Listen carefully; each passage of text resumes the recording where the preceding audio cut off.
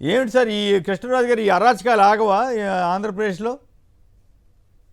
అరాచకాలకి ఇది ఆరంభం మాత్రమేనండి. ఇవి ఇంకా చాలా పీక్ స్టేజ్కి వెళ్తాయి. ఎందుకంటే ఆంధ్రప్రదేశ్లో ఈ రోజున అవినీతి అనేది విలయతాండవం చేస్తుందండి.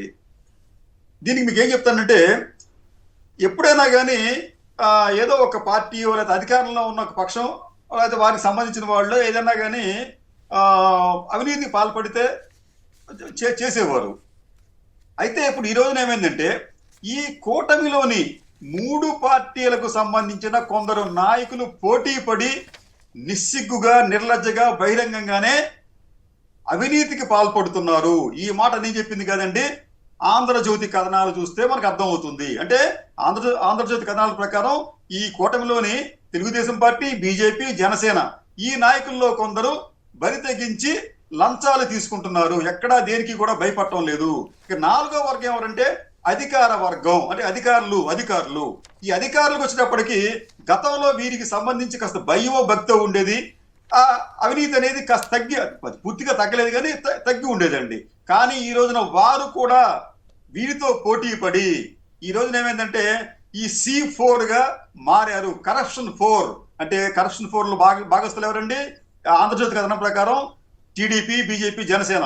ఈ 4th ఈ 4వ C ఎవరంటే ఈ అధికార వర్గం. ఈ నలుగురు కూడా ఆంధ్రప్రదేశ్ లో పడి ప్రజలను దోచుకుంటున్నారన్న భావన కలుగుతోంది. మీకు ఆశ్చర్యం కలిగించే విషయాలు చాలా ఉన్నాయి సార్. ఇక్కడ మీకు విజయవాడ పరిసర ప్రాంతాల్లో ఒక శాసనసభ్యుడు ఆయన ఈ ప్రాంతంలో తన నియోజకవర్గ ప్రాంతంలో ఎక్కడైనా కానీ ఎవరైనా కానీ ఒక భవనం, ఒక అపార్ట్మెంట్ కడితే, ఒక కమర్షియల్ కాంప్లెక్స్ కడితే అతనికి డబ్బులు ఇవ్వకపోతే అతని మీద దాడులు జరిపించే కార్యక్రమాలు జరుగుతున్నాయి.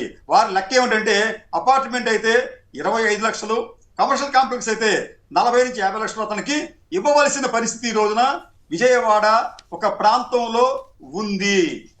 సార్ ఇక్కడ ఏం జరుగుతుందంటే వీరికి తోడు ఇక అవినీతి అండి. అధికారులు అవినీతికి సంబంధించి వారు కూడా ఈ అవినీతిలో అత్యున్నత స్థానానికి చేరుకున్నారు. ఈ మధ్యన ఒక విజయవాడకి సంబంధించిన ఒక కేంద్ర ప్రభుత్వ ఉద్యోగి రిటైర్ అయ్యి అతను తనకు అవసరమైన ఒక ఫ్యామిలీ సర్టిఫికేట్ కోసం కార్యాలయానికి వెళితే ఆ కార్యాలయం బయట ఉన్న ఈ బ్రోకర్లు మేము ఆ పని చేయిస్తాం, మాకు 40,000 రూపాయలు ఇవ్వాలని చెప్పారండి.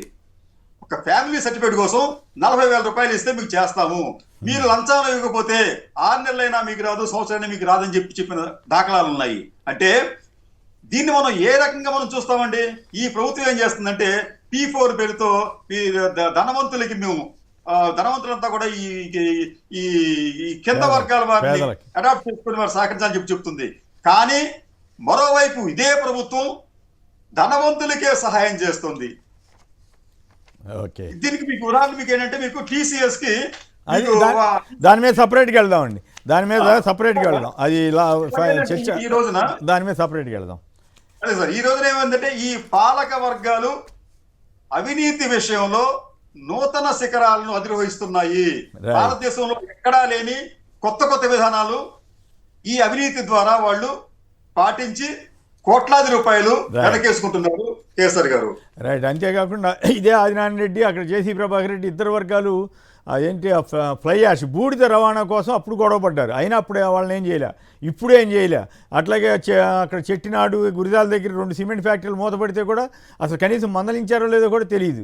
ఇట్లా ఎన్నో చాలా జరుగుతూ ఉన్నట్లుగా అప్పుడప్పుడు ఎల్లో మీడియా కూడా రాస్తూ ఉంది. వాళ్ళు కావాలని రాస్తున్నారా, బెదిరించడానికి రాస్తున్నారా వేరే విషయం, అప్పుడప్పుడు రాస్తున్నారు. అది చిన్న విషయం అండి.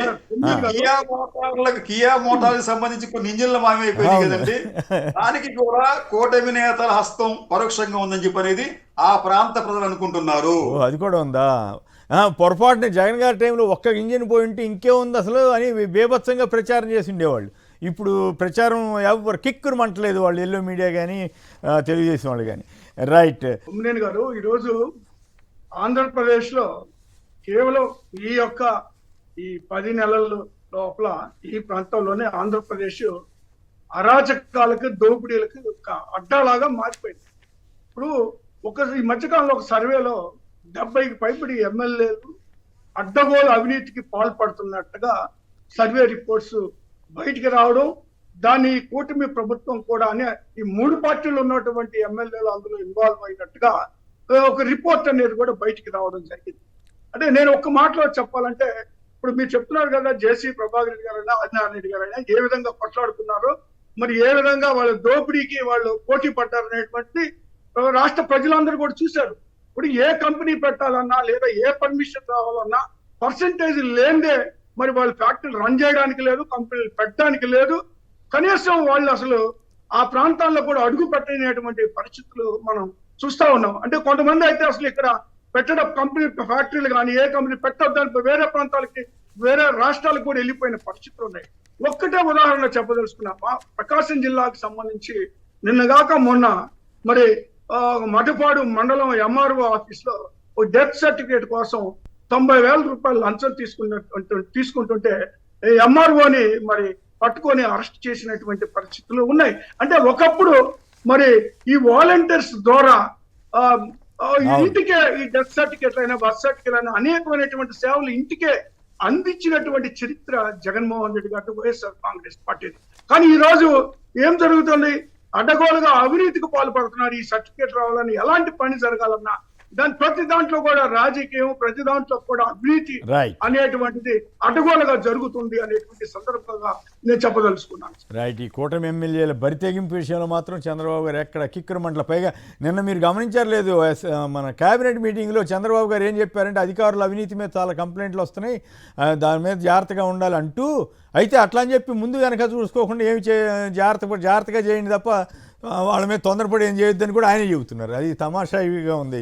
నిన్న చదివి వినిపించడం కూడా జరిగింది. రైట్.